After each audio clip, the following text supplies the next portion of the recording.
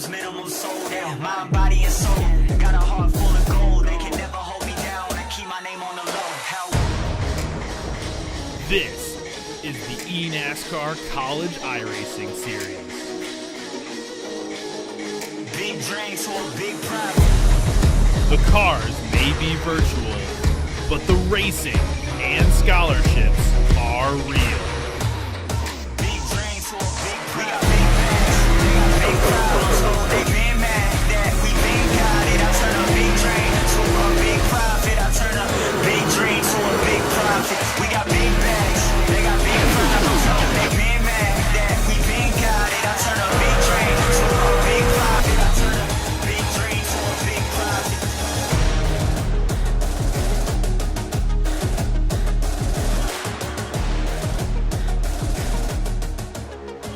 Good evening, race fans, and welcome to iRacing's coverage of the fifth round of the 2023-24 eNASCAR College iRacing Series powered by NASCAR League, live from the virtual Michigan International Speedway in Brooklyn, Michigan.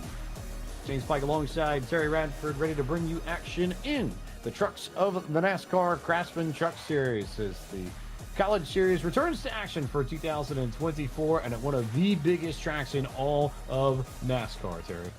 We're not just in Michigan, James Pike. We're in the home of the reigning, undisputed NCAA football champions of the world, the Michigan Wolverines. You take a look at the schedule. We head on off to good old Darlington, South Carolina for some throwback action here for the College Series. Then we hit the high banks of Talladega Superspeedway before we hit my hometown, the Music City capital of the world, the capital of Tennessee, Nashville, before we wrap it all the way up May 3rd for the championship race at the Homestead Miami Speedway. Lots of fun tracks that we are going to see on the back half of the calendar. This first full calendar year, academically speaking, for the College Series in its history. Here are the standings after half of the season. Logan Clampett up by 35 on Matthew Morton, and you see all the names up there. A lot of Coach Series experience, especially amongst the top 10. Yeah, and the one name that stands out to me is Steven Wilson right there in third. Coming off the championship for the eNASCAR Coca-Cola iRacing Series, coming in here to the College Series. Yes, he represents Iowa. The Hawkeyes, Tennessee did shut them out 35-0. We won't talk about that too much. Just throwing that out there for the fans at home. But down there all the way to Drew Jua. Wrap it up. He's right on the cut line. We'll see what he can do tonight at Michigan. Speaking of Michigan and the home of the newly crowned national champion Wolverines, Terry Radford, how about you introduce our audience to Michigan International Speedway? Yeah, I'd like to thank our fans, our people over at Logitech G4 and Coca-Cola for the track analysis. Here in Brooklyn, Michigan, 2 miles, 18 degrees in the turns, 12 degrees in the tri-oval. It was open in 1968. Our College Series winner was Logan Clampett on James Pike. Fuel mileage got it done for him. And for what it's worth, former College Series competitor Garrett Lowe was the victor in the Coke Series in 2023. So lots of College Series experience across the way. In the meantime, though, let's go to the starting grid and tell you where your favorite driver begins this evening. Clampett picking up right where he left off last year for Cal State Fullerton on pole with a fast time of 39.841 seconds. Matthew Zwack, the Michigan Wolverine, to his outside. Daniel Falkingham, University of Maine at Massachusetts, starts in row 2 alongside Ohio State's Matthew Morton. James Healy from Eastern Washington and Austin Green from Embry-Riddle Aeronautical University round out the first 3 rows. John Forbes coming up there from Saddleback College with Mario Miranda, who came off a big win in Monday Night Racing last night from the University of Oklahoma. Dylan Ault from California State University of Sacramento starts on row 5 next to Nate Stewart from Hopkinsville Community College. Charles Wimley from Gulfport College and Lane Graves, Go Shockers, from Wichita State. Caleb Bryan rolls off on the inside of row 7 from the Missouri University of Science and Technology alongside Rensselaer Polytechnic Institute's Jack Coyne. Colson Phelps from Iowa State and Stephen Wilson from the University of Iowa complete a Cyhawk row 8. King's College Douglas Newbegin and Muhammad Ali from Ball State complete spots 17 and 18. Tyler Gary will be back there on row number 10 from Palm Beach State College with Daniel Nanny from Macomb Community College. Abraham Vila will be San Jacinto College with Sean Peleg from the University of Michigan. Aaron Brown from Eastern Shore Community College with Aaron Mulroney Jr. from Kent State College. In row 13, you'll find Jose Solis Jr. from Manchester Community College and Kealoha Hankins from UNC Charlotte. Detroit Mercy's Andy Trupiano and Elliott White from Maryland make up row 14. Starting 29th and 30th are Drexel's Jason Willott and George Mason's Zach Sprouse. We'll wrap up our field here with Alexander Hyder from St. John's River State College with Blake Kincannon from the University of Colorado Springs, great city. Jeremy O'Burns from Longwood University with Garrett Vinton from Arizona State University. C.L. Smith from Auburn University. Jack A. Clements, Virginia Tech. And our final two starters this evening, Joe Armstrong from Reynolds Community College and Benjamin White from Pensacola State College. 38 starters to take the field in this first race in the eNASCAR World for 2024. So much coming up between this and the Coke Series next week. But for now, Terry Radford, let's look at our Logitech race analysis. Yeah, we're going to go 65 laps. That is 130 miles around this 2-mile racetrack. Pit road speed, 55 miles an hour. If we get the green flag pit stop we're looking for, it'll be 4 sets of tires in there. They will take a pit stop under caution or under green. 38 to 42 laps. And take this note, you can save pretty well here, James Pike. We've seen it be done, and Michigan has been won. Almost half the races since '68 has been on fuel mileage.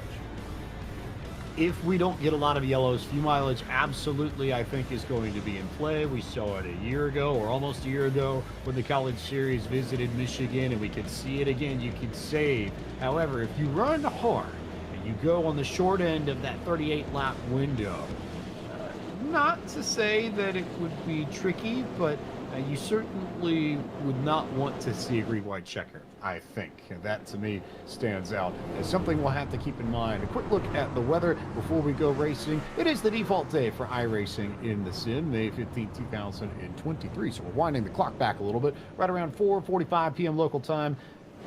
Air temp, 78 degrees Fahrenheit. Track temp, 104 degrees Fahrenheit. Winds to the north, 2 miles an hour. Humidity of 56%.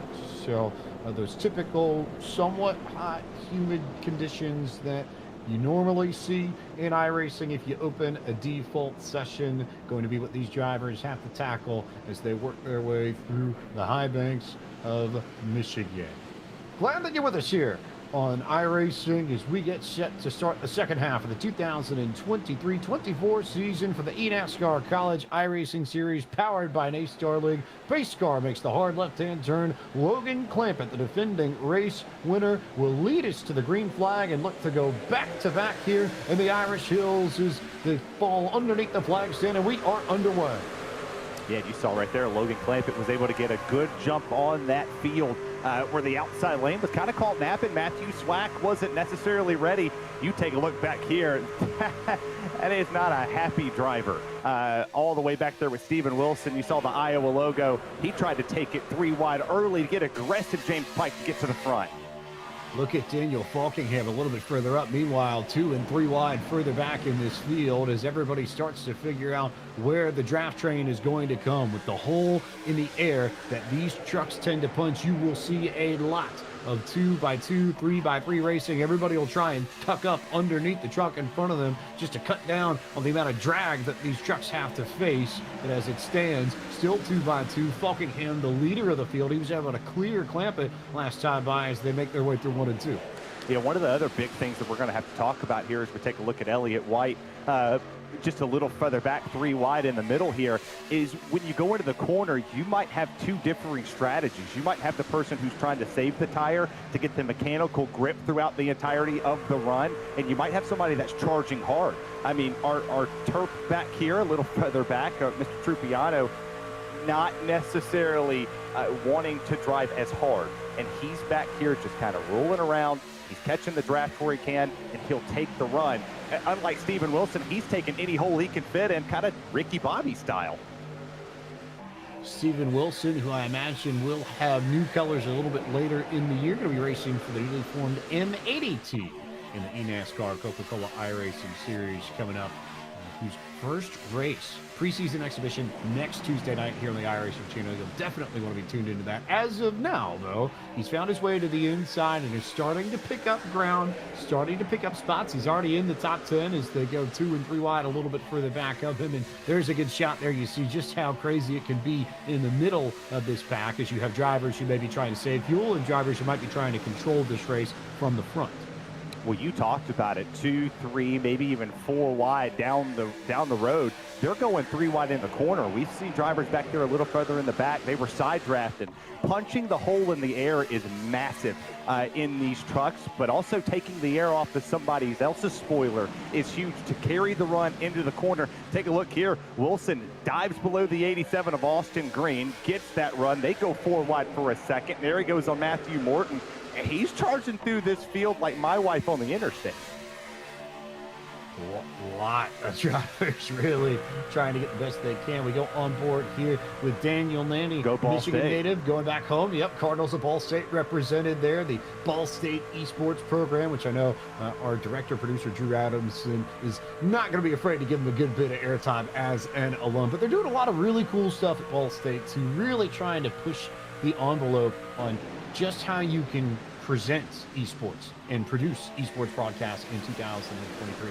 Definitely worth investigating their website and checking out what they've got going in one state if you have the time. Yeah, you can definitely follow them on Twitter, too. There was the great story we covered on them at Watkins Glen that just showcased the behind the scenes of what Ball State was doing. And I got to say, I'm a big fan of the paint scheme. It's missing some orange, but it's not their colors, but whatever. But it looks great, and he's doing a good job. Daniel Nanny currently riding just a little outside the top 10, but nothing too wild. We'll take a look at our leader, Daniel Falkingham. He was our winner from Daytona, missed a couple races, had to go to contender, made it back to the Coke Series, and here he sits. He's led them all. Looking off the rear of Daniel Falkingham's machine, and you see James Scioli to the inside, Matthew Zwack to the outside, trying to figure out who wants second and maybe who wants first. Zwack had a big run there, offered in the corner. But you'll note there, Terry, we know how much you love college football, a little bit of a different look from Matthew Zwack's hood now that Michigan's got their first national title since 1997. I think I see a rose in the Wolverines' mouth, perhaps? I mean, a little pressure coming in if you're Matthew Zwack or if you're Sean Peleg, that you come to Michigan and they potentially won the Natty in 97 and win it again here in 2024. But interesting nugget that the last time Michigan won the championship in 97, the following year, the University of Tennessee won the national championship. So just throwing it out there, maybe next season we'll get somebody representing a real university, but until then, we'll keep covering the Michigan win. We'll see what they can do in the Final Four, potentially in the March Madness brackets. But either way, look at the run that Steven Wilson has to down the back straightaway. He's on the very bottom of this racetrack, and he's still making the passes, and they've got the momentum on the outside. Keeping an eye on Zwack, on Scioli. Here's Steven Wilson with Iowa on the hood. Again, going to be a little bit of a change here once we get to Coach Series competition in a few weeks. But Wilson, first car on the inside with a good run, and you may get a good look just creeping into frame there down the straightaway. You saw that little bit of red on the rear quarter panel of Zwack's machine. He's already got the logo of the team that he will be representing in the Coach Series this year. Teamed up with Dylan Duvall at Nitro Circus Sim Racing, making their debut in the top level of eNASCAR. Good to see so many teams coming into the eNASCAR Coca-Cola iRacing series that are new to the series this year. A lot of people coming back, but a lot of new faces to bring more life into the series. It's also good to see some of the new faces here in the college series. Their colleges stepped on board for the esports program and have done a wonderful job representing the university and representing iRacing in the same facet. But I go back to the point about Steven Wilson riding the absolute bottom of this racetrack and painting that yellow line. That's only going to last for so long. That outside lane is kind of conserving the tires just a little bit. We'll take a look at the race for 10th with Forbes, Gary Green, and Daniel Nanny has worked his way in there as well. They've been side by side for the past, 3 or 4 laps, James. Something like that, but that's basically the case all throughout the top 20. It's not until about midway through this pack you can see the gap there just towards the right end of your screen. But I think we're starting to see a pretty clear distinction between who's trying to run in the pack and save fuel that way, and then the second group, which is either trying to stay out of trouble or potentially save fuel, like you talked about at the top of the broadcast. That I think also has to be playing in people's minds too. And if you're Daniel Falkingham, at some point, especially if we go green for an extended amount of time, I think you have to consider maybe giving up the lead just to make sure that you're not completely bit. Oh, no. As there goes Tyler Gary into the fence, and the yellow flag is out for the first time this evening, and two trucks pile in a little bit further back. But Gary was the one that went sideways and hooked hard right into the fence, middle of 3 and 4. Gary, trouble. And the first yellow flag of the 2024 eNASCAR campaign. We'll take a look at the replay right here, and that was a vicious hit for Tyler Gary. I mean, him and Mario Miranda were racing super close. We'll take a look at it here. There goes Tyler Gary. He's going to get the run down the back straightaway. Not really side drafting here. He gave all the room in the world, and potentially Miranda just misjudged him on the side draft there. And around he goes, and boom goes the dynamite. Two trucks come right in and just clobber Tyler Gary. Kealoha Hankins was one of them, and Caleb Bryan was the other, and Hankins was the one who got the worst of that. He's the one who T-boned Gary there, which in that case, it's a tough situation because a driver like Gary, you know he's going to hold the brake when you're spinning like that just to cut down on the variance of where you may or may not be. But if you end up in the wrong spot and you have the field still decently bunched up the way they were, there's only so much you can do. This, however, is a very, very, very good thing for all the drivers who are racing towards the front of the field, and Falkingham especially, who has led most of the laps in this race, would have been a little bit down on fuel compared to everybody else, but now he gets to come down pit road and top up and potentially take new tires. But fuel is the big thing I think of here. That's really what Falkingham's going to want.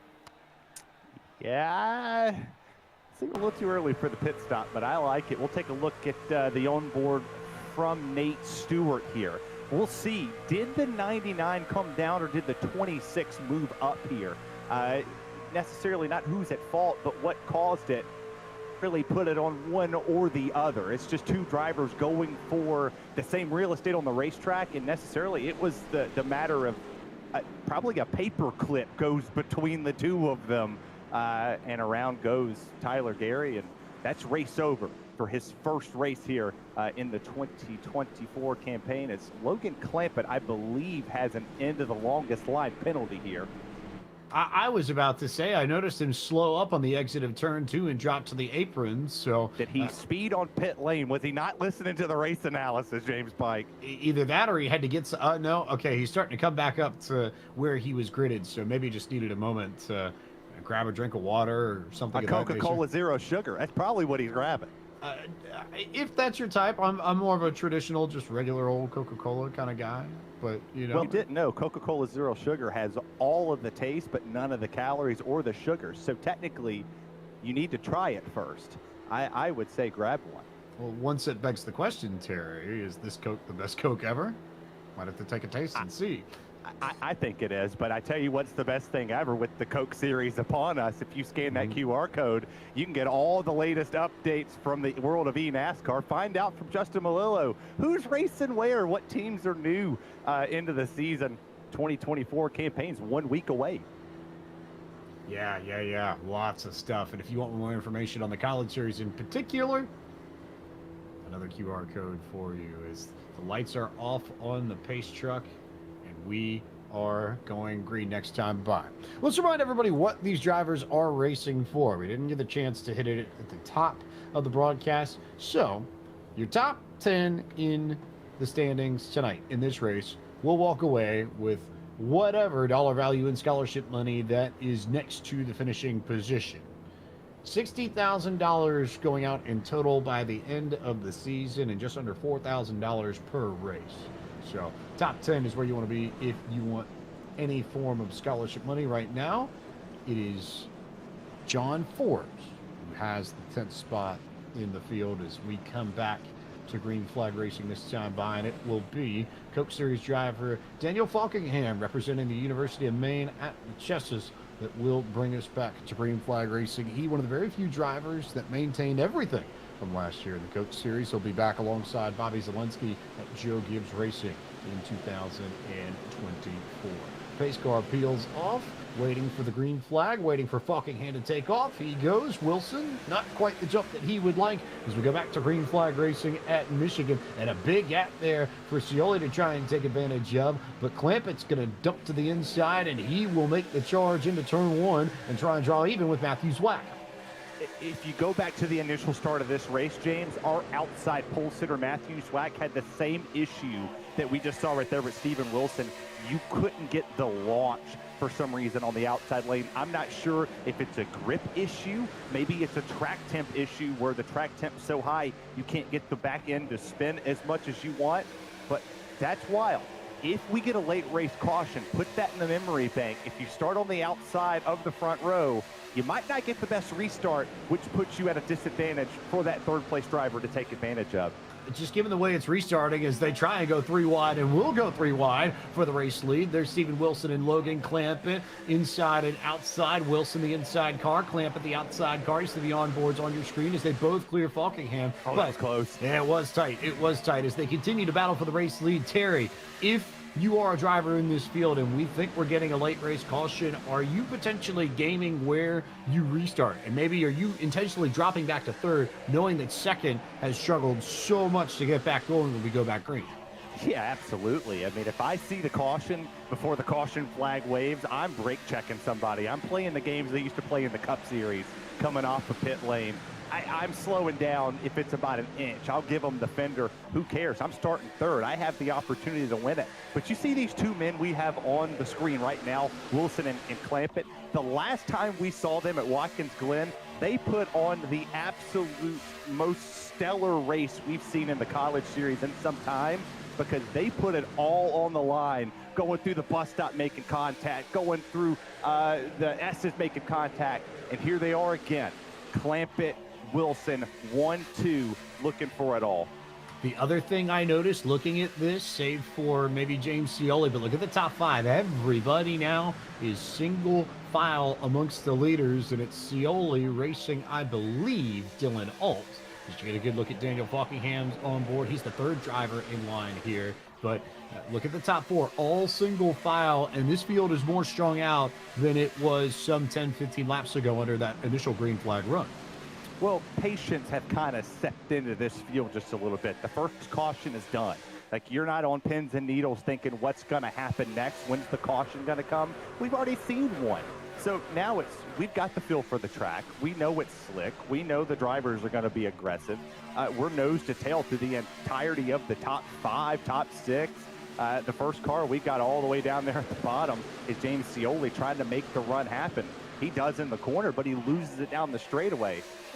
Everybody's just kind of mellowing out just a little bit. This isn't the final exam for these drivers. We have a couple more races to go on the calendar. So we'll take a look at John Forbes in the number 3 back here. Minding the P's and Q's and watching a lot of loose drivers. Mario Miranda and kind of bobbing and weaving there. Wax bobbing and weaving. Oh, that was a big move. The Saddleback College Bobcats that one Logan Clampett represented before he transferred to Cal State Fullerton. So they have a pretty strong history in the College Series today. Performs out of Rancho Santa Margarita, California. Say that 10 times fast. All I heard was Margarita. That's all in my head. Fair. As we get a good look here at the field.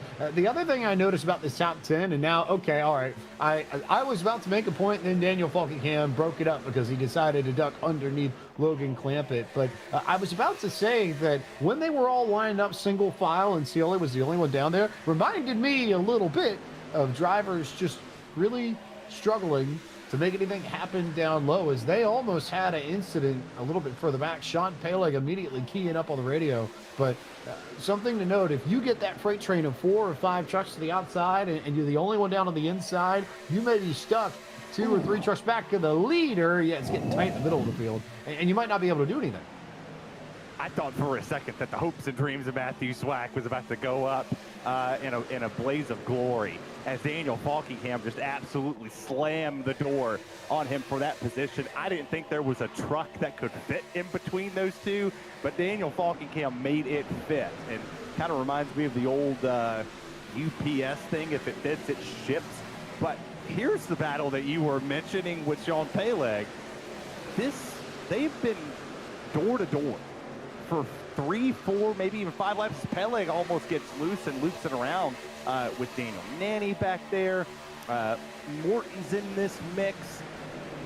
This is a hornet's nest, and if you want to win this race, you kind of can't sit there and just beat and bang off each other's doors the entire time, or let that 10 truck pull away from you. There still is time, though, and I don't think you want them to get too far away, but only 22 laps on the board, working lap 23, so we've still got over half of this race left. So I think if I'm back here, it's not necessarily about track position so much as it is making sure that you're staying within touching distance of the leaders. Now, if you feel like you need to go, and there is a gap developing a little bit further back in this field, right around where Colson Phelps is in 13, you're starting to see the front two packs split up.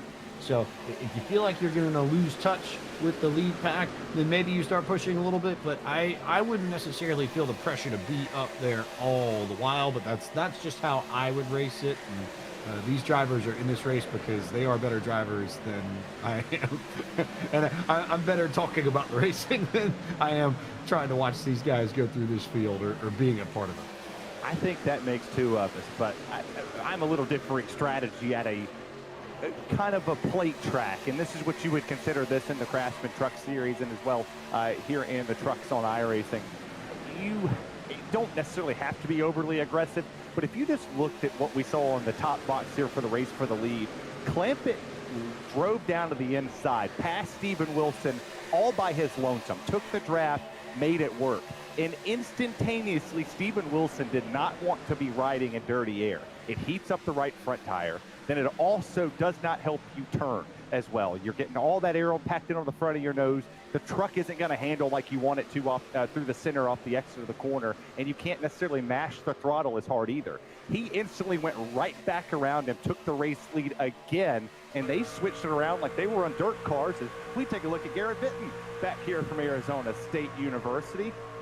He's a little further back than I'm sure Arizona State wants to be at the moment, but he has a good drafting partner with our man over at Kent State.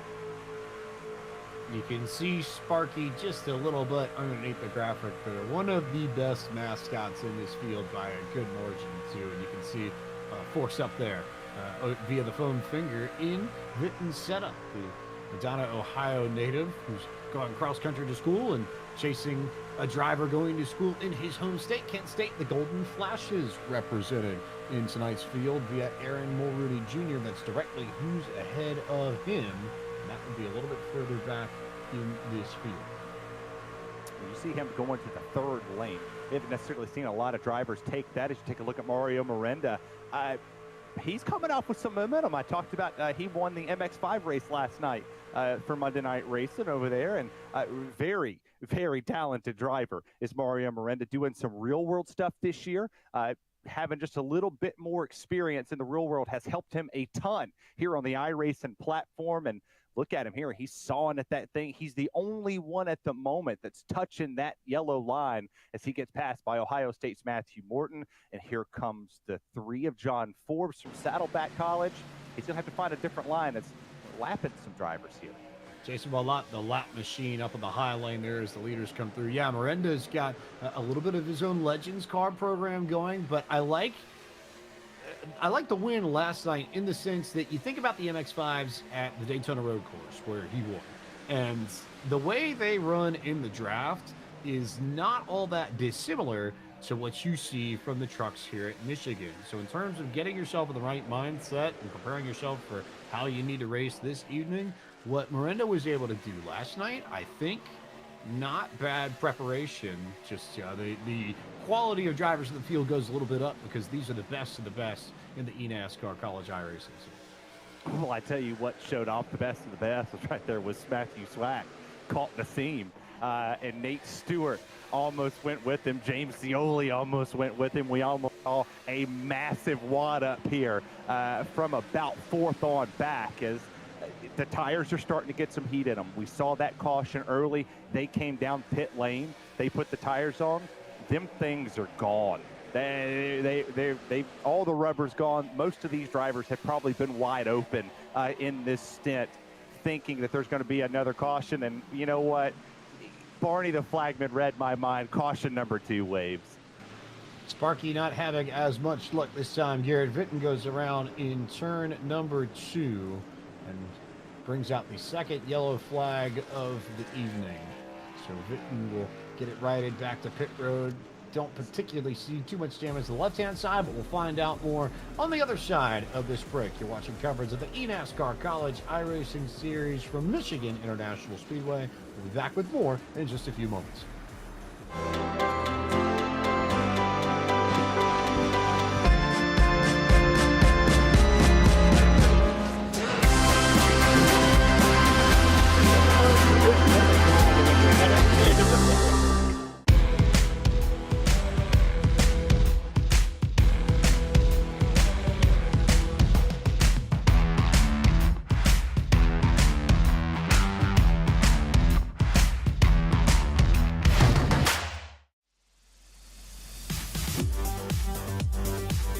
When I hit the wall, this thing shook like crazy. I have experienced that in real life, so I can compare. I tend to choose rally games that are really putting the actuators through their paces, and they've been holding up really well.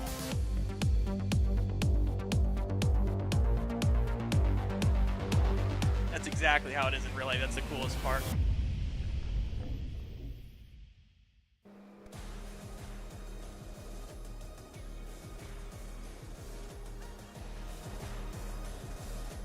Tonight's broadcast of the eNASCAR College iRacing Series is brought to you by Coca-Cola, the official fan refreshment of eNASCAR.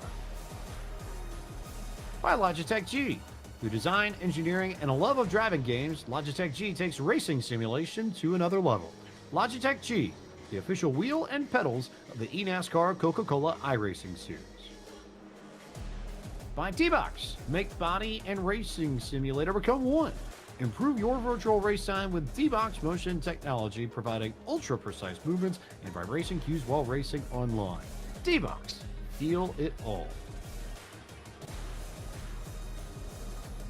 Welcome back to coverage of the eNASCAR College iRacing Series at Michigan. James Pike and Terry Bradford bringing you all the action. We'll take a look here in just a few moments at what happened to bring out our second caution of the evening. Garrett Vitten went around in turn number 2 to bring out the yellow flag just before the halfway point in the Irish Hills.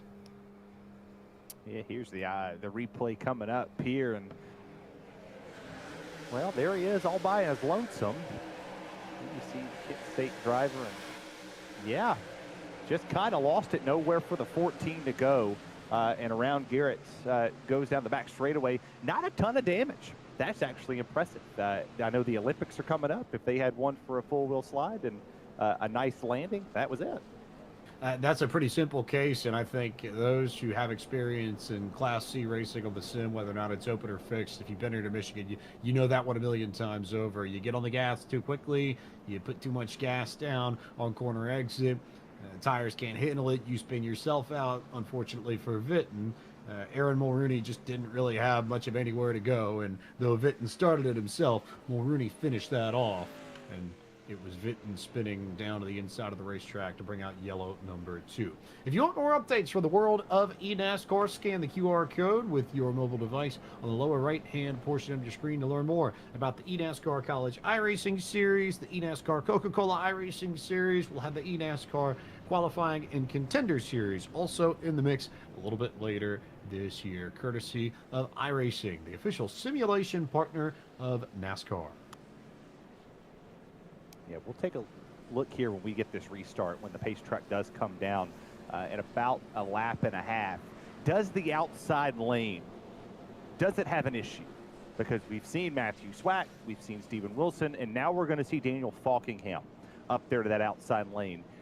Can you get the launch from there? I think we're all necessarily assuming that we potentially are going to get a late race caution. Like we'll get maybe an overtime finish in this one. Does the outside lane cause a problem to these drivers?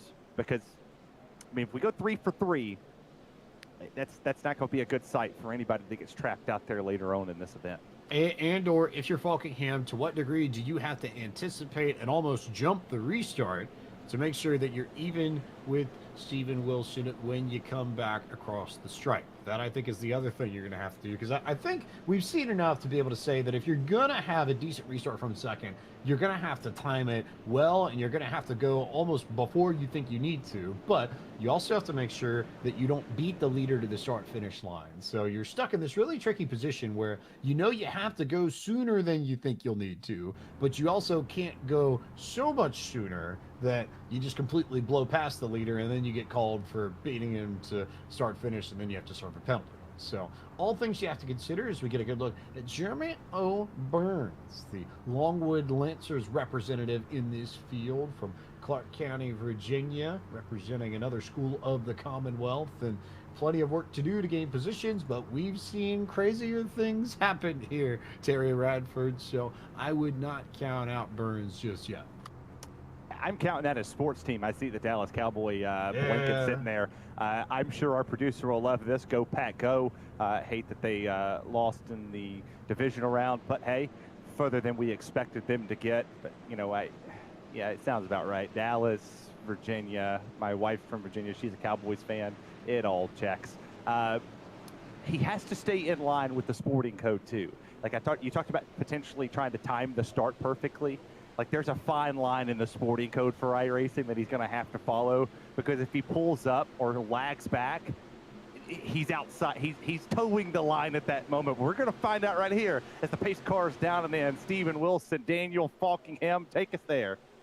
Survey says not that much better than what Wilson, I think, had, and it wasn't awful by any stretch of the imagination. He's going to be able to stay ahead of the second row drivers as you go on board with Detroit Mercy's Andy Trupiano out of Flat Rock, Michigan. A lot of drivers from Michigan represented in this race, and then you've got Sean Pellick just ahead of him in the maize and blue. But they thunder down the back straightaway here at Michigan International Speedway, and it is Steven Wilson ahead of Falkingham, ahead of Clampett, and Zwack is the first truck on the inside, and oh, by the way, Dylan Alt.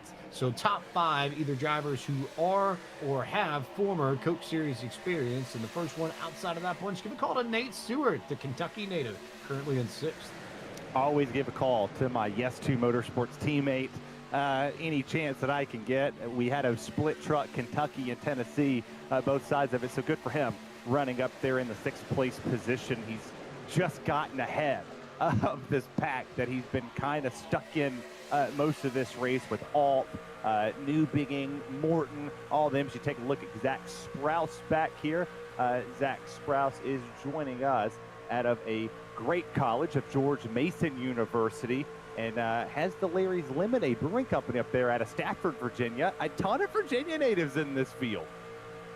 I think if you love college basketball the way I do, you will not forget the Final Four run that George Mason had in 2006. Really paved the way, I think, for schools like Virginia Commonwealth University, who's been represented in this. You think of Wichita State, who Lane Graves is representing tonight, but have also made runs. Butler, to a degree, also in that mix. But Mason really was the first one I can think of in that sort of stretch that set the tone and almost made it all the way before falling short in the Final Four, I believe, in Indianapolis that year, if I remember history correctly. So a Midwestern theme to things this evening is you get a great shot from our drone cam, and you see the big move there from Wilson to block Clampett up high as Falkingham does the same to keep Matthew Zwack pinned behind him, and Matthew Morton has now made his way up into the top 10 and up to 6 as Scioli works to the inside. That black and red truck down on the bottom got a little bit loose on corner exit, so Morton will have the opportunity to make a run. And Douglas Newbigging, we have not talked about Douglas Newbigging barely at all, and he is in the top 10 representing Wilkes-Barre, Pennsylvania's King's College. You got a little bit of help there, though, from Nate Stewart. You can see a little bit of a wiggle just to the edge of your screen in those two, the red and white machine and the blue and white machine, just towards the top of your screen now, trying to work their way back to the front. That's what I love about this series. There's colleges from every walks of life, from our Power 5 schools to the lower divisions in the NCAA realm of their control. That's what this college series is about, is bringing them all together and showcasing their talent in the esports side of things. You can be a Coke driver all day long, but you represent your university first and foremost, and they're representing them well. Falkingham goes to the inside here. You got the race for fourth going on, the race for the lead. You got a battle for sixth, you got a battle for 10th. There's fighting everywhere. 27 laps to go when they cross the line this time, and it's 2 by 2 by 2 all the way through this field as Wilson takes the lead overall, and he continues to get challenged. I will give credit to Logan Clampett because he's in a good position, but Terry, I feel pretty safe saying that I don't think Clampett is going to be able to run away with this and win it on fuel mileage the way he did last year. Partially because they just came down pit road and they should be within the fuel window, but partially because none of the leaders have been able to separate themselves from one another, and we will likely have a good bunch of trucks in the mix towards the end of this, I figure. As you see 10th place there. Look at Sean Paling with a big move down to the inside. I think it was Mario Morinda who got loose out of the corner of my eye. Daniel Nanny also in the shot there too, as is John Forbes. The bottom of your screen as the leaders continue to battle, but I did see somebody get loose in the middle of 3 and 4 and just break up that pack a little bit. Yeah, there is a ton of action going out through this field. Kudos to our production team behind the scenes at iRacing for making all these shots possible and taking us to where the action is. Because, I mean, there's action everywhere. We could easily pick the battle for 4th or 5th or 20th. But here we are on the best battles on the racetrack inside of one shot. Stewart still trying to make that run inside the top 10 again as he fell back just a little bit. Abraham Vila is moving his way in here in the 5 truck up just a little bit further in this one from San Jacinto College. It's 3 wide. 4 second at the moment. Wilson lost the lead. Scioli's down to the bottom. Swack's in the middle or outside pole sitter. James, where's the excitement, buddy? We're coming under 25 to go. Scioli to me is a very intriguing case at this point because you can run the bottom and potentially burn up your tires early, but with the amount of experience that he has down there, we saw drivers like Garrett Vitton lose it on corner exit from the bottom earlier. Scioli, with all that time he spent down low, if there's one driver that may be able to get a good run off the bottom when it matters the most, Scioli might be it, but it won't matter immediately because the yellow flag is out. Trouble in turn 1 and a pretty big wreck as well towards the back of the field. You see the 87 machine, that's Austin Green from Embry-Riddle Aeronautical University. They got caught up in this, but there were about 10 trucks or so that I saw spinning on corner entry, and a lot of drivers with torn up race trucks as a result of this incident.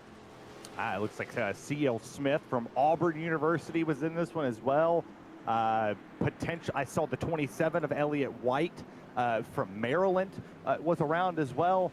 That was big, and we kind of expected that it was going to happen at some point in time based off of the racing we saw on the racetrack with 3 wide, the side drafting. They were getting pretty aggressive going into the corner, trying to pitch them down just a little bit to save that run down the back straightaway. But late race drama. Now, James Pike, we get fuel strategy and tire strategy involved. Not so much on the fuel side, but potentially how much you put in. Do you change the drag on the truck? Do you put so much fuel in it that it kind of slows you down a little bit? We'll take a look at the replay right here, James. So here's the 87 machine of Austin Green that got caught up in this. I'll also say Jack Clemens of the 25 did a really nice job to avoid everything at the end. Goodness. So he gets took pretty much dead center of the straightaway. Lots of trucks pile in, and you see the 87 slide down, and he there right at the end. They missed him. I mean, Clemens just barely missed the 87 as he was coming down the racetrack. So nice work there by Clemens to keep the hokey high spirits, I suppose. I usually am a little bit more with it when it comes to references, but Clemens, our Virginia Tech hokey in the field this evening, is everybody will come down pit road. Strategy comes to fruition. Who was our boys that stayed out? Looked like Abraham Vila, Lane Graves stayed out, Nate Stewart, Zach Sprouse, Colson Phelps, all stayed on the racetrack. I don't know if that's the race-winning move per se, but that takes guts. I mean, you can do anything in the world. You could study hard, but James, we'll take a look here at something. I was about to say everybody but, so you cut me off right before you had the opportunity. Here's an all-board with Daniel Nanny representing Ball State University. Everything breaks out in front of him. He ducks down to the inside, and oh, there's the just gonna send it way through a wreck, and that's exactly what Danny just did. If Clemens was the more measured way to get through it and slow down and get on the brakes, that was, I've got so much momentum, and I'm just gonna hope that I can find a hole and just glide right on through the wreck and make it. And credit to Nanny, he found clear space when he needed it right before everything closed up. That's that Days of Thunder type of racing right there. Harry Hoggs over the radio. Hey, man, drive through it. Who cares if there's smoke? And if that's what the people at Ball State do, maybe I'll start cheering for them a little harder this season, because that was impressive. Good on Daniel Nanny for missing that one, even by the smallest margins. Indeed, indeed, indeed. So we do have 6 drivers who stayed out for track position and are anywhere between 11 and 13 laps on their fuel stint. So 38 was the number. We have 21 to go, so they should all be in good shape if we don't get a green-white checker, and that, I think, is the thing to watch, although the fuel that they save in our yellow may push them to the good if we do get one, but worth keeping track of if we end up getting a lot of late race yellows, which I think the potential certainly is there given the amount of incidents that we've had. Also, Terry, before we go green flag racing, a reminder that 1 week from tonight, January 30th, 2024. Tune in 8 p.m. on the iRacing channels and eNASCAR.com/live for the preseason exhibition race for the eNASCAR Coca-Cola iRacing Series at Daytona. If you want the opportunity to begin to memorize the pairings of who's driving for what team, we just completed free agency, and there was a ton of movement in Coke Series free agency this year. Not too many teams returning with the same pairing as they had a year ago, but you'll have the opportunity to check that out. You get to see the cool paint scheme work. The iRacing team always comes up with a series of schemes that are similar in a general blanket design that they mix up so that you can learn all sorts of pairings for. So check that out next Tuesday night, 8 p.m. Eastern, as we'll go on board with Vinton, Iowa's Colson Phelps for the restart of this race overall from P5, the third truck in line on the inside. Old tires is going to be the theme here. Will it make a difference? I tell you what, look at Abraham Vila and just how much he struggled to get going on the restart. It's a gap of, call it, 3, 4, 5 truck lengths, and there's nothing Phelps could do. Already losing spots to some of the drivers who have come down pit road. Daniel Falkingham is leading the charge on fresh tires, and you see Phelps already sliding a little bit further back, but Falkingham, Zwack, Steven Wilson, Logan Clampett, that bunch, the ones you want to watch is, here comes Falkingham leading the charge on the bottom. He's the first one there in line and already working his way on Nate Stewart, so I'm not convinced the strategy did all that much for track position as Falkingham works to the bottom for the race lead. Yeah, he drove through this field like a hot fork in butter. It's right to the bottom, and around he goes to the race lead. Didn't even get a lap led from Nate Stewart under the green flag condition. Look at this. Clampett in between, 4 wide. Had a Wichita State and a Titan sandwich in between those drivers. Just, you got to find a spot and get in it here if you're trying to get around the drivers on old tires, because you played the track position game, James, but now you have to play the, oh man, conservation mode was a thing, because you're sliding around. Oh, contact, and around goes the 71. That's new bigging. Did they cause the caution? No. Did they save it, or were they off the racetrack there? That's awesome. Saved it. They saved it. They saved it. So the big winner, though, of all this pit strategy, Matthew Zwack, who's made his way up to second. He got some track position, cutting through the field a little bit better. But here comes Logan Clampett to the bottom. He'll try and get a run. A little bit of contact there with Steven Wilson, who goes up the racetrack, as Clampett's going to have the run down low. And we'll see whether or not Falkingham decides to block like he did last time by. He elects not to. So now here comes the Michigan man, Matthew Zwack, to the bottom, looking for the race lead inside of 20 laps to go. Yeah, if you were Falkenham there, you could not block that run. He goes to block up top. Swack gets to the bumper. Here comes Falkenham down. We'll take a look at the quick replay down there on the bottom of your screen as they're side by side for the lead. 3 wide for the third place position, and just looks like a little checkup in the 70. Just barely tapped him. But look at the save from the 71. That's talent. You talk about talent in the college series. That's the personification of talent there in wheelsmanship. But back to the race lead. Falkenham takes it. Here comes Clampett. He'll throw it to the bottom.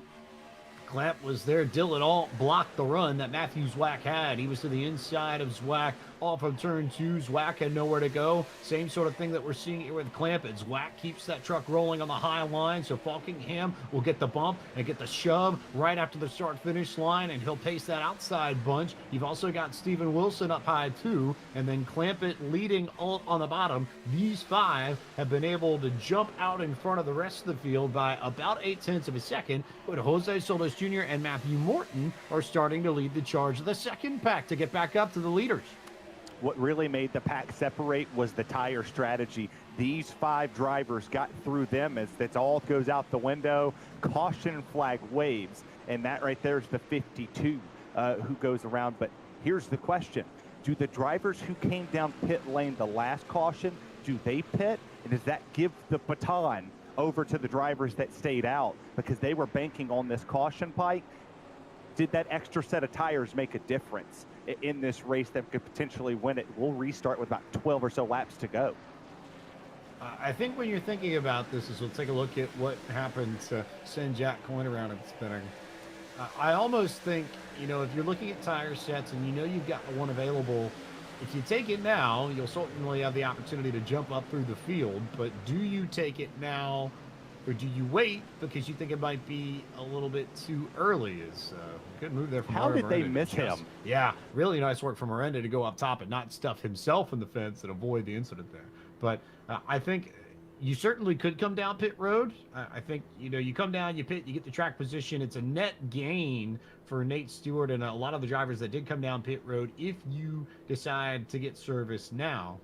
But at this point with 15 laps to go, if you pit and you know you're going all the way to the back, is it too late at this stage? It's never too late. I mean, Justin Bieber said it's never too late to say sorry. I figured I'd get that reference out since you said it. But look at that, 4 wide, made contact, and how did you miss this? Like, how did you not go head on into his truck? And Jack Coyne is toast at that moment. He missed the wall as hard as he could have hit the wall. He didn't. That's just, I mean, pure talent, to quote Kyle Busch. And the strategy we thought was going to get played, Stewart, Graves, Phelps, Vila, Miranda. Those big names that stayed out all came down pit lane this time. Garrett Fitton came down, a whole host of them, but they'll start outside the top 20. I don't know if tires mean that much, but I guess we're going to find out on this restart.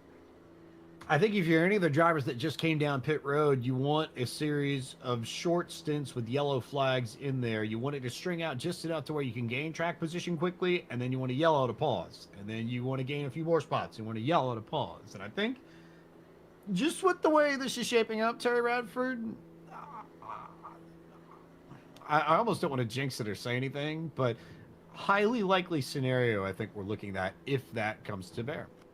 You should definitely go ahead and jinx it, but I tell you what we can talk about. We can talk about the next race that is coming after this one. We go to one of the hardest racetracks on the planet, Darlington Raceway, February 20th, 8 p.m. Eastern Standard Time, right here on eNASCAR.live and all of the great platforms that you can find the iRacing broadcast. I think of the article that Jeff Gluck put out on The Athletic today with the most anticipated races, and he put a line in about Darlington's ability to be just a great racetrack, and just absolutely nailed it, right? Unbelievable racetrack that puts on a show every single time. And here we go. It doesn't matter the car, the package, or the tire. Darlington is always going to deliver. And how often have we seen that in iRacing too? Whether or not it's the Coke Series, with the Cup cars, the Contender Series, with the Xfinity cars, or the trucks of the NASCAR Craftsman Truck Series and the Qualifier Series or the College Series, unbelievable racing every time we go to Darlington. Great racetrack. We get a good look at Guilford Colleges, Charles, Wembley out of Brooklyn, New York. Yeah, Brooklyn, New York, Brooklyn, Michigan, they're close to the same. One's a nicer city than the other. I'll let you decide out there watching at home which one is the better Brooklyn. But no, you think exams are hard? Try racing 80 laps around Darlington. That is physically and mentally just exhausting of keeping it inches from the wall without tearing the wall down. Maybe we'll have a counter of how many times people hit the wall there at Darlington. I say over under 100. We should have a good bit of people scraping that wall and just riding it all the way around. Not Ross Chastain style at Martinsville, but pretty close. Thinking more Kyle Larson style, perhaps? I mean, tomato. Larson has a fine line of doing it. It's like he could put the tail end of the truck or the Xfinity car on the wall, even the Cup car. I think I don't think we'll have anybody brave enough to go that close to the wall every single lap. And if we do, they've won the race. Just hand them the trophy, hand them the $1,000, and we'll move on to the next one. Sheet of paper principle, that sort of thing, where if you can fit a sheet Yes. of paper in between your car and the wall, you're doing it right, doing it wrong. Or the posting note. Yeah. Same sort of thickness there between those. So, if you want more updates from the world of eNASCAR, including the College Series that we're talking about, the Coke Series, which you'll see the first broadcast of next week at its new start time of 8 p.m. Eastern, or the Qualifying Series, or the Contender Series, scan the QR code on the lower right-hand portion of your screen. Thanks to our friends at iRacing, the official simulation partner of NASCAR. Oh, quick point. So if you're looking for all of the great news and the partnerships of the teams and the drivers that have lined up for the Coke Series, follow Justin Malillo on Twitter. That's really how I've been keeping up with a ton of it, is watching him pick and choose every single day. He posts his bracket of where the teams are going in the free agency, and what an amazing job that guy does, whether it's the articles that he posts that you can download the iRacing app. You get all of the daily news and articles that he writes based off of every series that happens. Good follow out there. I'm just throwing that out there for Justin. I think he's listening. A big shout out to Justin and to the eNASCAR social team, Brianna Clark and company as well, who helped make that happen and do all sorts of good work behind the scenes as we get another restart. Time to test that outside lane theory. What does Logan Clampett have for it? Not much that he can do this time, maybe just a hair better, but it's still the inside lane that's the place you want to be as we get back to it. Now Clampett may have the opportunity to load the momentum up on corner exit out of 2, and maybe, just maybe, keep Matthew Zwack at bay. Zwack just hanging on to this thing. I can see the rear end of his truck bobbling, but Falkingham will keep it pinned down on the apron and not leave any room for Zwack to do anything as a few trucks get a little bit loose further back. I hate that you missed the opportunity to say the Ohio State as we were on board with Matthew Morton there for just a little bit. He's behind all this. He might be in the catbird seat if we see some contact get made. You saw Clampett kind of jack the back end up of Daniel Falkingham off the exit of 4. It is a train on the outside of 3. Now make it no train at all. Clampett goes to the bottom, side drafts just a little bit. Dylan Alt stays to the outside lane. He's side drafting Clampett while Clampett side drafting Daniel Falkingham. They'll rock it down the back straightaway here. Terry, do you think you have to block the bottom when it gets down to it if you're Falkingham? Can you essentially just sit up in that high lane and be okay for the most part? He answered the question for you. He instantly moved down about a lane to a lane and a half to block the 44 to keep that run at bay. You have to take this back to the 2007, 2005 to 7 era in the Cup Series and the Xfinity Series as well, where you had to run right in between both trucks, because this is kind of the package that we've seen and we will continuously see in the future in the Craftsman Truck Series, where you can slow the momentum of both lanes just by going picture perfect in between logo to logo and run it that way. As he continues to block a little bit, he couldn't block that run because Stephen Wilson gave Clampett the shot of a century into turn 4. Is that enough to maybe make this a little bit more intriguing? Worth noting as well, Abraham Villa is the first of the trucks that came down pit road for service. He's made it up to the 12th position. As you get a good look at the battle here, just a hair further back of that. This is about 20th on the racetrack. They're 3 wide. I see Andy Trupiano in there. Charles Winby is in the mix there. The 71 machine is there as well of Douglas Newbigging. They are 3 wide and trying not to wreck here for positions a little bit further back. Well, if you're looking for one, I think that might be the place we get it. We'll come to 7 laps to go here. They continuously run 2 by 2 for this race lead. Now we'll see, can the 75 work his way into this fight as well? That's Jose Salas Jr. He's there. Now he's 3 wide for that position. So make it 6th, 7th, and 8th fighting for that spot. 3 wide, 2 wide for first and third. As Swack still sits there, here comes Morton from Ohio State. He's battling the Michigan guy for Swack. This race has just gotten even better. They'll come to 6.5 laps to go down the back straightaway and 6 to go when they cross the line. This is a master class in pushing from Steven Wilson. Not too many drivers would be able to stay even with Falkingham on that bottom line, but Clampett and Wilson doing a wonderful job of working together. As there goes Nate Stewart off to the inside of the racetrack a little bit further back. You saw him just out of picture. Clampett leads at the line. Oh, what a save, son. Big save there. 6 laps to go. Clampett with a nose out in front, and I'd almost argue that Falkingham needs more help from Dylan Alt to be able to make it. I think there's got to be more pushing between those two because Wilson is glued to the bumper of Logan Clampett and has been for about the past 5 laps. I'm not 100% sure how much Dylan Alt can do in this situation. You got to think, look how loose he's getting him going into the corner. He's pushing him so hard down the back straightaway that once he gets into the corner, it just kind of wants to jackknife the back end of Daniel Falkingham's truck. It just takes all the air off of that spoiler and is not allowing the 39 to work his way up. They go down the front. You have to keep this literally logo to logo as glue. As you see Jose Salas Jr., he tries to take it 3 wide for third as he had a nose on Steven Wilson but had to back out of it. This is getting crazy. And keep note of that blue and yellow gold machine, however you want to call it, just a little bit further back. That's Abraham Villa. He is the first truck on fresh tires and has made it to the front, and that could be a big factor in how this shapes out because he's already alongside Steven Wilson for a position. Watch, oh, and then a yellow flag.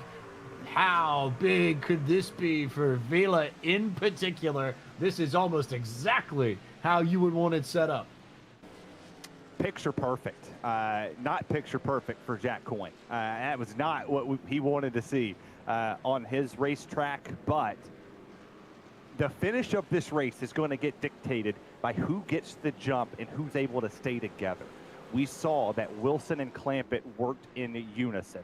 I mean, they were absolutely in tandem. It's kind of like they talking to one another, like we saw with the tandem draft style at Talladega and Daytona in like 2013 or so. Here we sit now. It's iron sharpening iron with a green-white checkered. At this moment, it's authentic, I do believe. Do we see the Daniel Nannies who came down and pitted? Do we see the Vilas? Those drivers are going to have to micromanage how they take these runs, because if you mess up in turn 1, that's momentum over. You're not going to get to the next corner in the position that you enter turn 1 in. This all becomes very intriguing. Worth noting here, you can see it on the screen that Daniel Falkingham slowed up to allow the pace car to catch up. You can either slow or speed up, and that, in a situation like this, could make the difference between having more than a green-white checker worth and having less.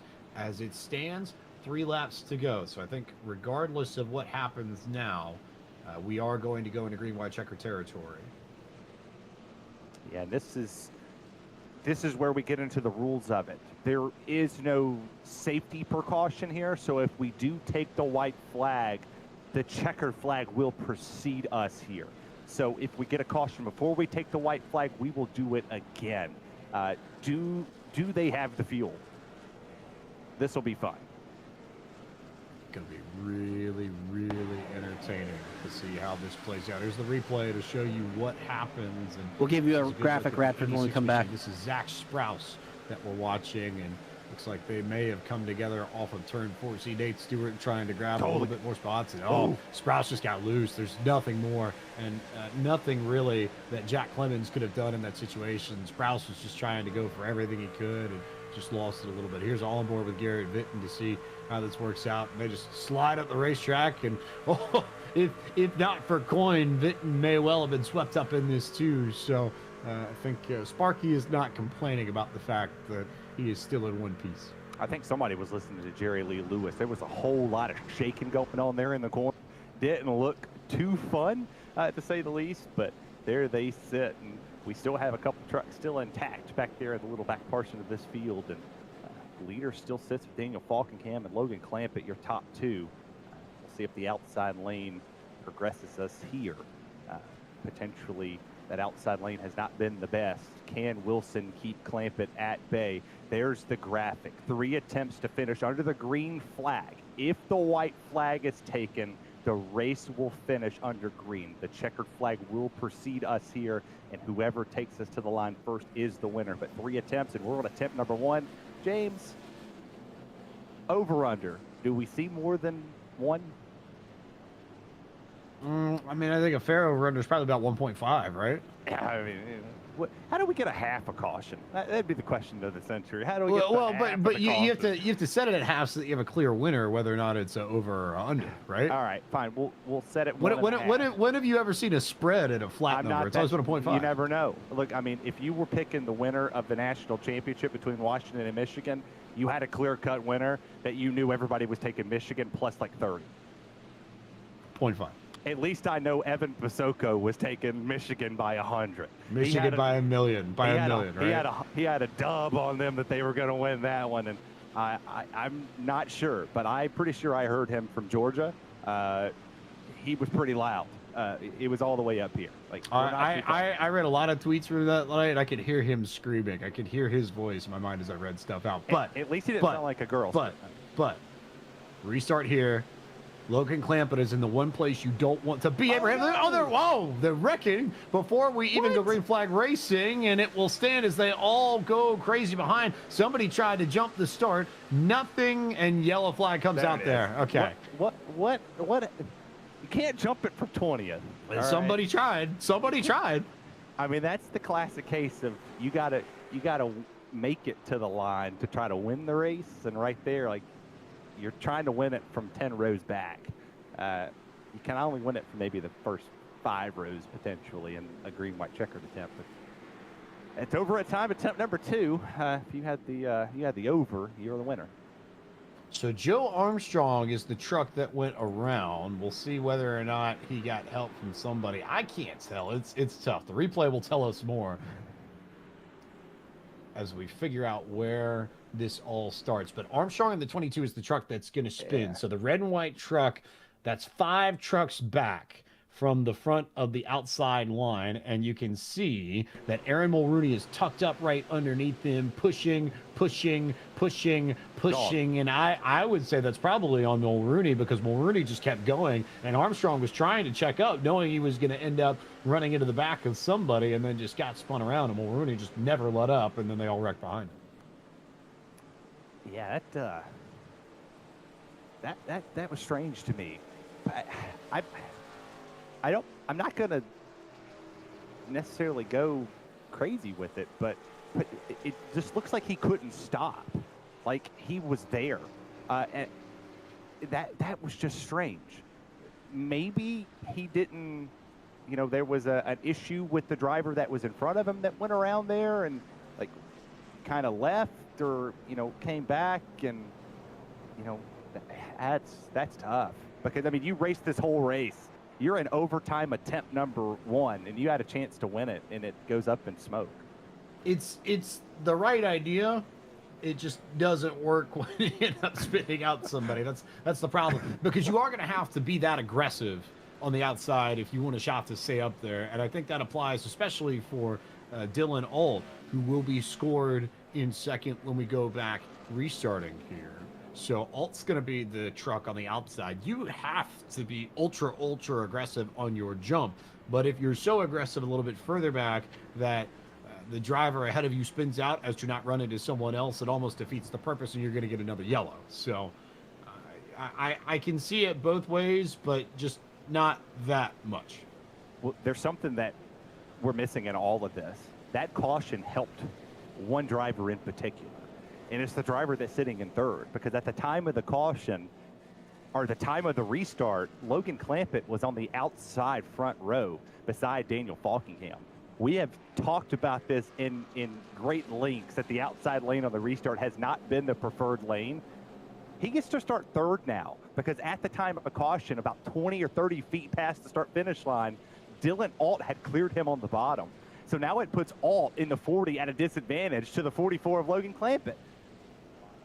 So, and just from a ruling perspective, to explain how that worked out and how we ended up with a little bit of a shuffle so far as the front of the field is concerned, we did actually go green flag racing for a small stretch of that front straightaway before the yellow flag was thrown, as the leaders were towards the turn one end of the front stretch. Not quite there, but they did race for a little bit before they got there, as you take a look at the point standings here. So those are live standings, by the way, if you're keeping track of things, so not much difference up at the front. But when the yellow flag came out, it came out and was scoring the field as they were towards turn one and all the way through back, and not at the start finish line. So we did have a shuffle of some positions, so that's why the order for this restart is going to be a little bit different than what it was for the restart that we just had before all of that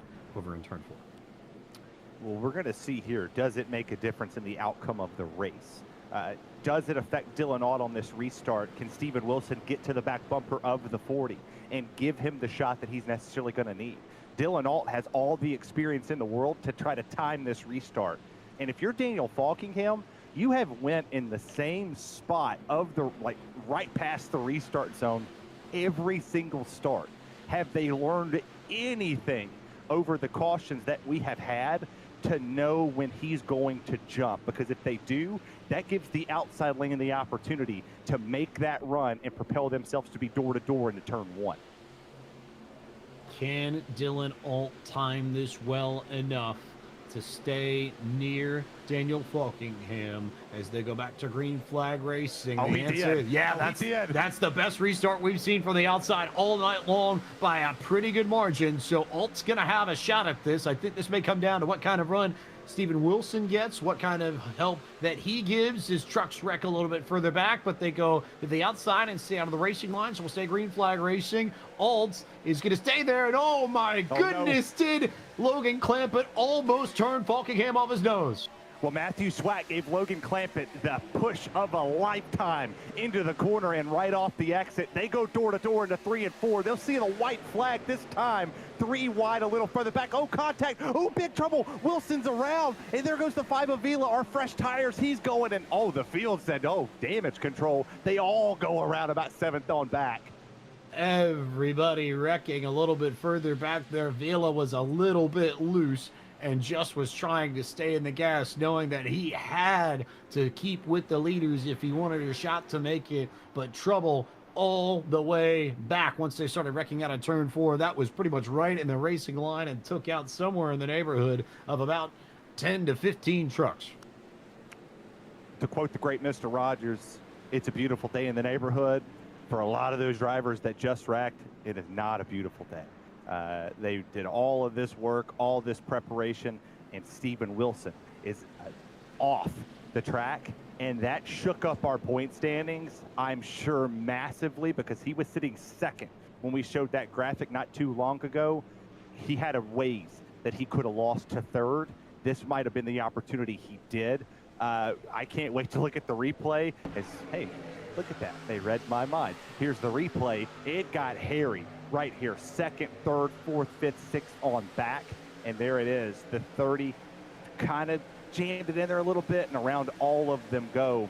And that was hard contact for everybody come piling in. They all try to miss it. Oh, we got a flip count at Michigan.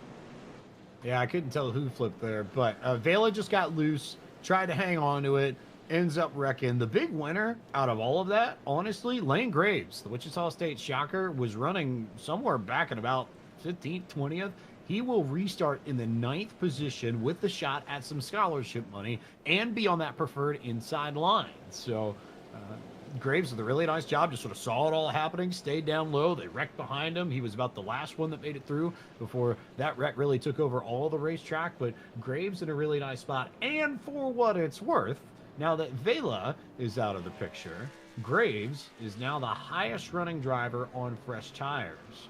Elliott White, Nate Stewart also right around the edge of the top 10, and C.L. Smith came down pit road just 8 laps ago. He's in 14th, so interesting to notice. We'll look off John Ford's machine and see how this all developed in front of him. There you see the Michigan and the Ohio State drivers tangling. Oh, he missed that. And just got underneath it in time, yeah. Oh, maybe if you have the Saddleback Community College logo on your truck at Michigan, you can just get away with anything. I mean, you can make the pit strategies work, you can avoid all the wrecks, but you touched on a driver that caught my eye when I looked at the rundown. C.L. Smith from Auburn. He was involved in a caution not too long ago and is inside the top 15 with an opportunity to get scholarship money if he could crack that top 10. But let's go over your eNASCAR College iRacing Series green-white checkered attempts. We are on green-white checkered attempt number 3. So this is it. If the caution flag waves before we take the white, the race is over. If the caution flag, or if the white flag's taken, we race and finish this one under green. So we'll kind of Ricky Bobby it to the line. We're not going to get out of our trucks and run. Potentially, I don't necessarily know if Falkenham and Clampett like to run a lot. I don't, but we'll see a race to the finish here at Michigan. Would you please put some respect on Carl Edwards' name, sir? He ran by himself. It doesn't count. He still did it? But he didn't have to race against the best. He had to defeat him in the movie. Like, he had to be beaten. Like, you got to think about this for a second. He could win. And, I mean, granted, he spilled his macchiato at one point in time, but he still had to be beaten by the greatest, and the greatest at the time was Ricky. That's a fair point. Who's the best in this field right now? Who needs to be beaten? Clampett's looking to repeat at Michigan. He has to. He wants to do this. Matthew Swack's representing for the city. He's representing for the Big Blue. He has to win this race. He put a rose on his vehicle. He's proclaiming the championship. Swack has to win this race. Falkenham and Clampett. You see how this restart's going to go. Clampett in the place you don't want to be, and Peleg is up there, 4th car on the outside too. So 2 Michigan men in the top 8. How does Clampett read the restart? He's creeping, and he did not get as good of a restart as Dylan Alt did, so that'll leave it all to the inside. And Alt, who now is down in the bottom lane, will have the opportunity to race Logan Clampett for second as they go into turn 1. What really helped Clampett there with Dylan Alt is Alt didn't get the best restart either. Falkenham timed it to perfection and was able to pull away a little bit. They make contact there as Alt got right to the back bumper with the 39, but Daniel Falkingham's not going to come off of that white line. They'll drag race it down the back straightaway. Swack tried to push Clampett, couldn't get it done. 3 wide for 4th as here comes Scioli down to the low side. Scioli making his big move. Big move up there from Falkenham. Dylan Alt, I think, gave him a shove. Is it going to be enough, though, for Alt to draw even alongside Daniel Falkenham? Not yet. Last lap here at Michigan. Big moves into turn 1. Everybody looking for track position. Falkingham's going to have to block the low lane, the middle lane, and potentially the 3rd lane going into turns 3 and 4, but they come down the back straightaway for the final time. Falkingham has it for Macias. Clampett in 2nd.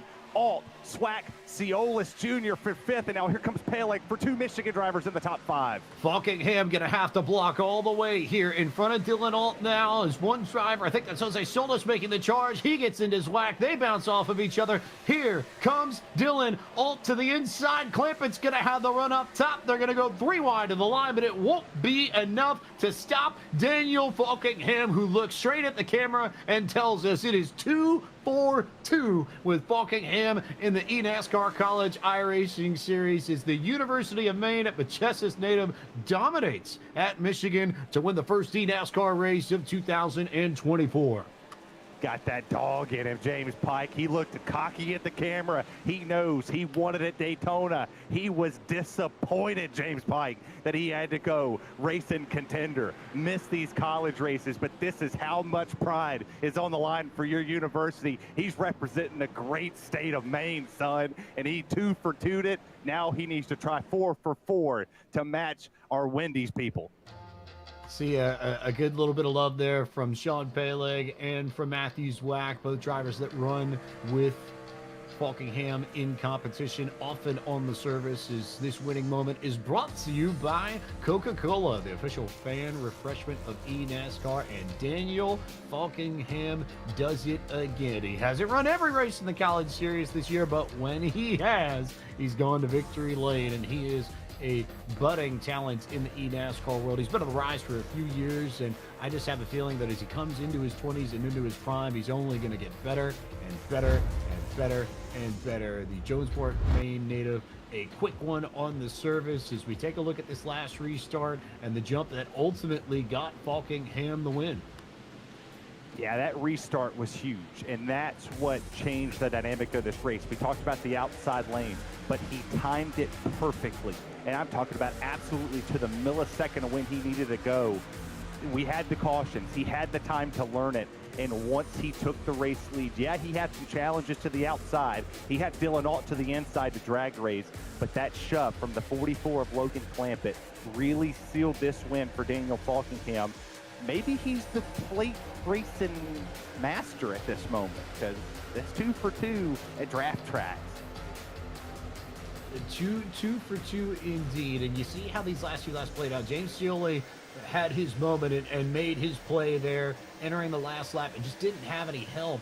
And then Solis there with an incredible run late. He was one of the fresh tire drivers, I think, and managed to get up there. Nate Stewart also got some positions toward the end as well, but worth noting that of the drivers in the top 10, 4 of our top 10 finishers this evening finished, or rather started outside of it or on the edges of it when we took the green flag. So track position mattered a little bit. We saw it with a lot of the leaders, but Sean Peleg made a late run, Nate Stewart made a late run, and Solis too, along with Lane Graves, we talked about right before, or right after rather, the final yellow. Yeah, we'll see this type of racing when we get to Talladega as well. That's going to be a big key, is who can master that type of racing. Right now, it's all the 39 when it comes to this style. This is incredible. It didn't matter where you start, it's where you finish. And those drivers started out back, it made it go. And Daniel Falkingham, we got him standing by with us. And Daniel, you looked at the camera and you told us 2 for 2. How important was it for you to come back into the College Series in the first eNASCAR race of 2024 and make a statement that you are the best driver in the College Series? Well, considering I'm 2 for 2 in the starts I made this season, of course, this series has so many great drivers. You saw we had Clamp, Dylan Ault, Zwack, Steven, all those guys running up there. But this series filled with so many great drivers, so to be able to go undefeated in the starts I've done so far this season, it feels pretty good, and more importantly, to get all those points from all the points we've lost the last 3 races to make sure we're in that top 25 or whatever. So, but no, it's awesome, dude. Go win at Daytona and then come back and win at Michigan. Kind of like the same style of racing with just a lot of pack racing. The draft was really important, and just controlling those last few restarts was really important. So, feels good to get another one and get a little more cash in the old tuition, and yeah, just super happy. I kind of feel bad because I forgot to put a paint on the truck, so we'll have that rectified for Talladega. But nah, I'm just so happy right now. So is that confirming that you're not going to run Darlington potentially? Oh, we'll be at Darlington. Don't worry. I plan to be back for all the rest of the races. It just, thankfully, we don't have any like contender series or anything for us to miss all these races and stuff. But nah, it just feels great to get another win, and hopefully we can go get some more races before the year's out. But I know it's gonna be even more difficult trying to keep winning, especially with how many great drivers we have in this series. So. No, definitely going to enjoy this one, and yeah, we had another month on the next race, and like I said, first eNASCAR win of 2024, and hopefully that ain't the last one. Well, congratulations on making it back to the Coca-Cola iRacing Series. Congratulations on win number 2. It's Daniel Falkingham from the University of Maine at Mochesis. Thanks, guys. We're standing by as well with Logan Clampett, our third place driver of the evening, and Logan had a couple opportunities to make your way and make the pass for the race win, but just little bit of block going on there. What did you need to take home the win here at Michigan? Honestly, dude, I'm not too sure. It's just all about positioning and luck. I tried to get to Falkingham's outside there, coming to the white flag, but he just threw a really good block. So, not really much I could do. I was thinking what I should do there at the finish to try and get second at least, and that was to try and carry my run to the outside of Dan to try and get Dylan, but I don't know. But it's what's painful is that last caution. I was at the moment of caution. I was looking at my relative too, and I'm looking at the replay right now. Is that I'm scored? I'm ahead of Daniel at the moment of caution. So, and the sim scored me second. It has something to do with time zones or something. I'm not too sure.